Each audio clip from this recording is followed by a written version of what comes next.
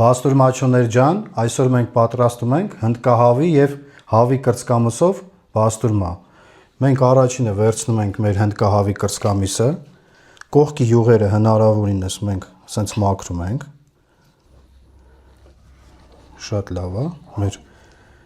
հնդկահավի կրծքամիսը, մեկը սենց, երկրորդը, կողքի ավելնորդ մասերն ենք մենք հանում, ինքը ամբողջական կտոր է, ստեղ յուղ չունենք, մի քիչ մենք կլորացնենք,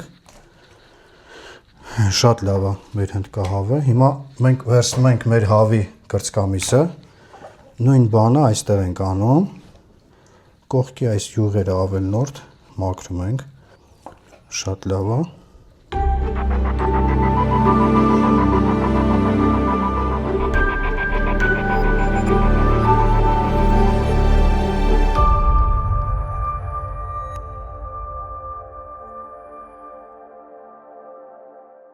Վերջ, հիմա մենք ձևեցինք,